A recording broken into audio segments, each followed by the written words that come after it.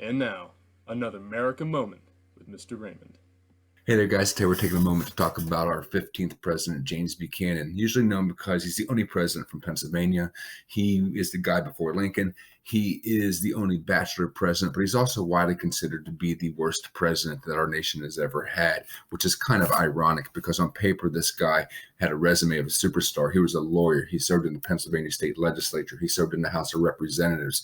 He was our minister to Russia. He served in the United States Senate. Then he was Secretary of State for James K. Polk. And then he was our minister to Great Britain for Franklin Pierce. So this guy had an amazing resume. So what went wrong for him? Well, let's just start with the Dred Scott decision, which was handed down during his presidency. In this horrible Supreme Court ruling, Roger Taney ruled that Dred Scott, an enslaved African American, was not only not a citizen, but he wasn't a person because he was defined as property under the Fifth Amendment of the Constitution.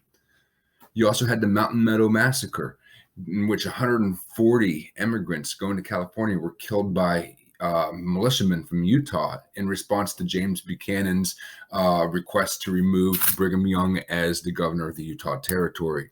You know, we do get Oregon admitted to the Union as a 33rd state, and it's a free state, and that's kind of pretty.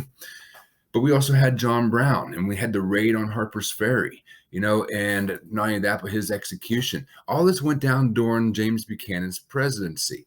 And after the election of 1860, when Lincoln is elected, we have 7 southern states, South Carolina, and Mississippi, and Florida, and Georgia, and Louisiana, and Alabama, and Texas are going to secede and literally form a new country, the Confederate States of America, all during James Buchanan's presidency. And it's for this reason and this reason alone that James Buchanan is widely considered to be the worst president that we've ever had. This has been another America moment with Mr. Raymond.